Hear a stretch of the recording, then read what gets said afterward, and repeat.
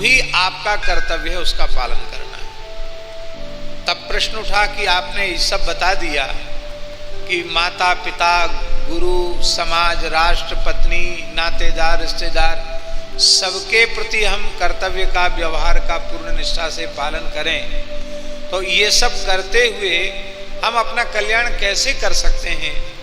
तो भगवान ने कहा मदवार्ता यातयामा नाम, ये सब कुछ करते हुए भी यदि गृहस्थ व्यक्ति थोड़ा सा समय भगवान के नामों के संकीर्तन में और श्रीमद् भगवद गीता, श्रीमद् भागवत, श्रीमद् रामचरितमानस, श्री भक्तमाल, श्री विनय पत्रिका, इन पवित्र ग्रंथों के श्रवण में अथवा इनके स्वाध्याय में, सत्संग में व्यतीत करता है, तो उस व्यक्ति का गृहस्थाश्रम बंधन कारक नहीं है, क्योंकि उसे नित्य प्रकाश मिलता रहेगा और वह प्रकाश के पथ पर चलता हुआ भगवान की नित्य सन्निधि को प्राप्त करके अपने जीवन को सफल बना लेगा।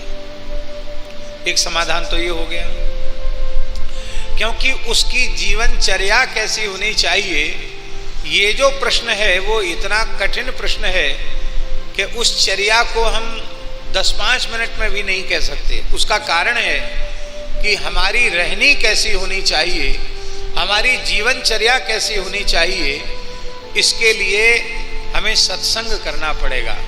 गीता, भागवत, रामायण आदि सद्ग्रंथों के श्रवण से हमें अपने आप पता चल जाएगा कि प्रातःकाल जगने से लेके सोने तक और सोने से लेके जगने तक हमें क्या करना चाहिए। कोई 1-2 मिनट में समझाने वाली, बताने वाली बात नहीं है। दूसरी बात यह है, ये पहला समाधान, और इसी प्रश्न का दूसरा समाधान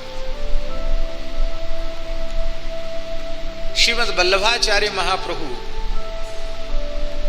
आज्ञा कर रहे हैं। इतना सुंदर श्लोक है कि इस श्लोक को भी प्रत्येक सद्गृहस्थ व्यक्ति को अपने जीवन में अपनाना चाहिए। और इसमें कोई संप्रदाय का भेद नहीं है कि ये रामानंद संप्रदाय के हैं, ये निम्बार्क संप्रदाय के हैं, ये माधव के हैं, ये श्री राधा वल्लभी हैं, ये स्वामी हरिदास जी की परंपरा के हैं, निम्बार्क परंपरा के हैं, ये शंकराचार्य जी की परंपरा के हैं, ये श्री रामानु स्वामी जी की परंपरा के हैं, ये वल्लभाचार्य जी की परंपरा के, विष्णु स्वामी जी की परंपरा के, ये कोई भेद नहीं। प्रत्येक आस्तिक मनुष्य इन दोनों बातों को स्वीकार कर सकता है। श्री वल्लभाचार्य जी कहते हैं गृहम सर्वात्मना त्याज्यम। क्या कहते हैं? गृहम सर्वात्मना त्याज्यम। घर को, घर माने संसार, घर और संसार दो नहीं है, घर ही संसार है और संसार ही घर है। घर माने संसार, घर को, संसार को सर्वथा त्याग दो। सर्वात्मना त्याज्यम माने पूरी शक्ति लगाकर उसका त्याग कर दो। ना इस शरीर संसार से पहले हमारा कोई रिश्ता था, ना आज हमारा रिश्ता है और ना आगे हमारा रिश्ता रहने वाला है। वर्तमान में जो शरीर संसार का संयोग हुआ है वो भोग के लिए नहीं हुआ है, वो भगवान की उपासना के लिए हुआ है। इसलिए उपासना में इसका विनियोग करना है। ऐसा विचार करके गृहम सर्वात्मना त्याज्यम, सर्वात्म भाव से गृह त्याग कर दो। ये कौन कह रहा है? ये श्री वल्लभाचार्य जी कह रहे हैं गृहम सर्वात्मना त्याज्यम। घर को, संसार को सर्वथा त्याग दो, इसी में भलाई है। अरे जिस झोपड़ा में आग लगी है उसमें रहने में भलाई थोड़ी है। आग लगनते झोपड़ा जो निकसे सो लाभ। बोले ये बात तो कठिन है, बहुत कठिन है। चाहे वल्लभाचार्य जी कहें और चाहे हम कहें, चाहे और कोई कहे, कहने से किसी का घर छूटने वाला नहीं है। उसका कारण ये है कि शरीर संसार के प्रति अनेक जन्मों से हमारी आसक्ति बनी हुई है। और आसक्ति के प्रबल संस्कार अनेकों जन्मों के पड़े हुए हैं, उनका सहसा त्याग कर पाना हम लोगों के लिए कठिन है। छोटे मोटे अभ्यास कोई पड़ जाते हैं तो उनको छोड़ना कठिन होता है। देखा होगा आपने, किसी बच्चे को अंगूठा चूसने का अभ्यास होता है। हमने एक घर में एक परिवार में गए तो वहां देखा कि छोटा बच्चा रो रहा था। हमने पूछा, भाई ये क्यों रो रहा है? तो हमारा ध्यान गया, उसका हाथ जो है ऐसे बंधा हुआ था, हाथ में यहाँ कपड़ा बंधा था और हाथ ऐसे बंधा था। उसकी माँ ने कहा कि अब बड़ा हो गया, कितना ही समझाते हैं, इसके बाद भी अंगूठा चूसता है, रात सोते समय चूसता, दिन में चूसता, अंगूठा पतला हो गया चूसते चूसते। तो इसका अभ्यास छुड़ाने के लिए यह काम किया जा रहा है। किसी किसी को बाएं हाथ से खाने का अभ्यास होता है, छुड़ाने में बड़ी कठिनाई होती है। तो जब इस जन्म के बने हुए कुछ अभ्यास, उनको छोड़ना इतना कठिन है, तो अनंत जन्मों से जो आसक्ति का अभ्यास पड़ा हुआ, उसको सहसा कैसे छोड़ दें? तो श्री वल्लभाचार्य जी कहते हैं, गृहम सर्वात्मना त्याज्यम सचेत त्यक्तुम न शक्यते। यदि आप घर नहीं छोड़ सकते तो कोई चिंता की बात नहीं, मत छोड़ो घर। तब क्या करें? तो बोले कृष्णार्थम तत्प्रियुंजीत, उस घर को कृष्णार्पित कर दो, कृष्ण के लिए शरीर संसार का समर्पण कर दो। तब क्या होगा? बोले कृष्णो नर्थस्य मोचका, श्री कृष्ण संपूर्ण अनर्थों के मोचक हैं। जो गृहस्थाश्रम तुम्हें अनर्थ रूप दिखाई पड़ रहा है, वो अनर्थ न हो करके वो धन्यो गृहस्थाश्रम हो जाएगा। इसका अर्थ है, आप सबसे पहले भगवत शरणागति की स्वीकार करके, वैष्णवता स्वीकार करके अपने घर में श्री ठाकुर जी को पधरा लो और ऐसा प्रयास करो कि घर का एक भी व्यक्ति विमुख न रह जाए, सबको वैष्णव बना दो। आप कहेंगे कैसे बनावें? उसको 20-25 साल की उम्र में बनाने की कोशिश करोगे तो उसमें कठिनाई है, पर यह प्रयास गर्भ से ही आरंभ कर दो। जब जीव गर्भ में आवे तभी से माताएं भजन करने लग जाएं, सत्संग करने लग जाएं, नाम जप करने लग जाएं, तो वह संस्कार गर्भ से ही उस बालक को, बालिका को मिलने लग जाएंगे।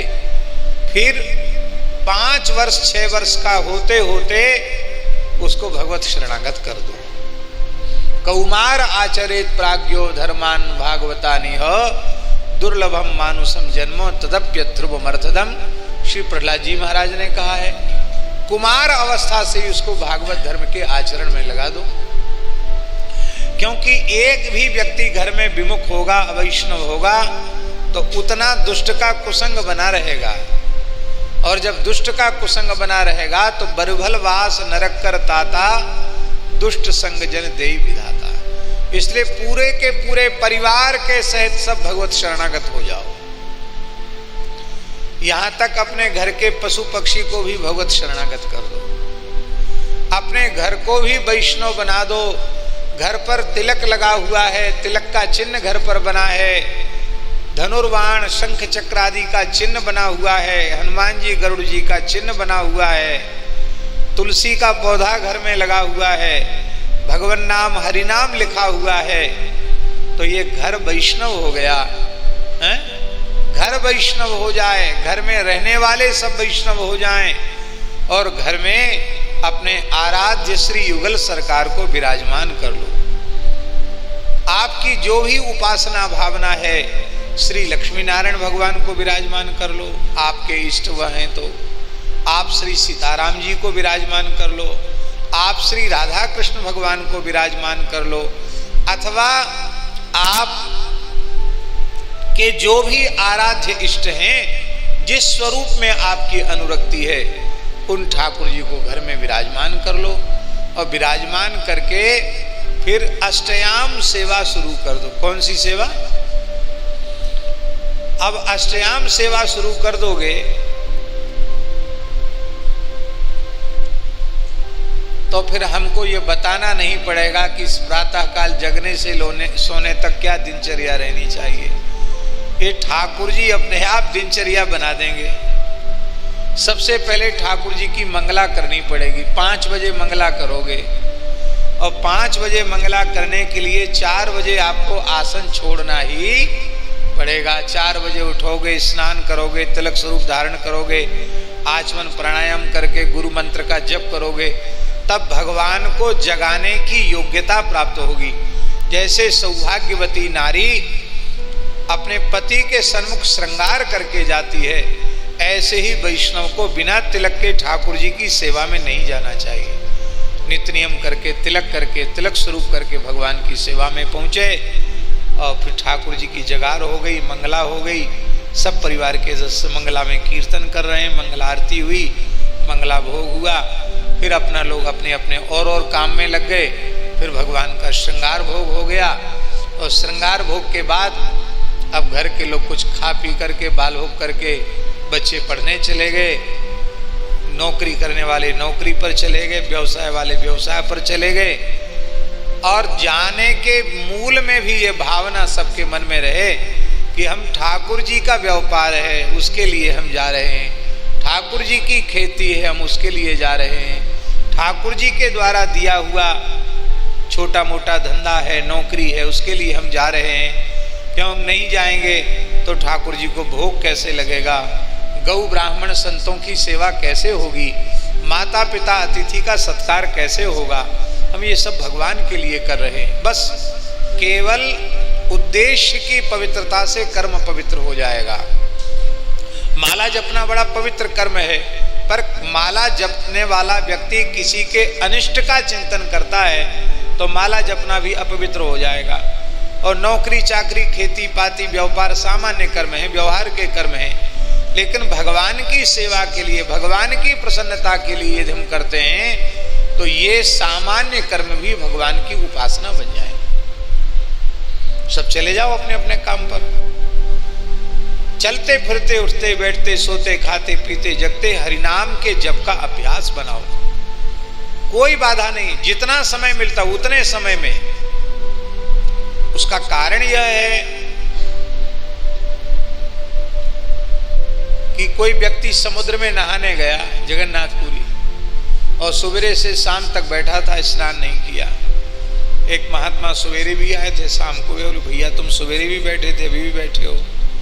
बोले हम सोच रहे हैं कि थोड़े थपेड़े शांत हो जाएं तब गोता लगा में। ले साहब, ना तो समुद्र के थपेड़े शांत होने वाले हैं और ना तुम्हारा स्नान होने वाला है। नहाना है तो उन्हीं थपेड़ों में ही एक गोता लगा लो। संसार के थपेड़े कभी मिटने वाले नहीं हैं। इन्हीं थपेड़ों के बीच में जितना बने उतना राम राम कर लो, भगवान का भजन कर लो। फिर लौट के आए। अब माताओं की सेवा हो गई शुरू। माताएं सवेरे से तो भगवान की सेवा में लगी हैं। अब उनको भगवान को सुंदर राजभोग धराना है और इसके बाद भगवान का उत्थापन करना है। 4 बजे फिर भगवान को सुला करके फिर 4 बजे फिर भगवान का उत्थापन करना है। और जब घर में सब लोग शाम को आ गए तो सब प्रसाद कुछ पाएंगे। उत्थापन का भोग कौन लेगा? घर के लोग लेंगे।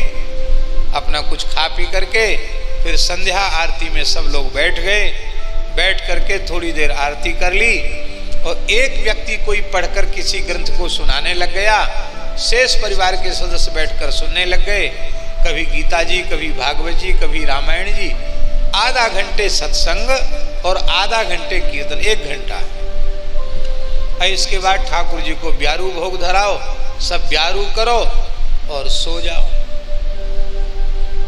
अब ड्यूटी से, ऑफिस से लौट के आने के बाद टीवी पर नजर लगा के बैठे रहोगे या इधर उधर के प्रपंच में लग जाओगे। फिर कहोगे हम पे समय नहीं है। तो ये तो आपका अपना दोष है, इसमें किसी का दोष तो नहीं है। बहुत जरूरी हो तो एक आध बार सुन लो, समाचार भी सुन लो, कोई मना नहीं करते हम, समाचार भी सुन लो। लेकिन उसी में दिन भर नष्ट कर देना वो ठीक नहीं है।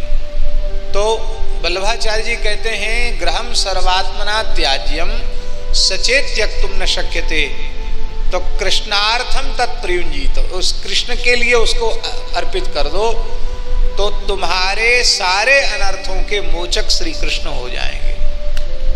आपका घर ही भगवान का धाम बन जाएगा और घर की प्रत्येक क्रिया भगवान की सेवा बन जाएगी।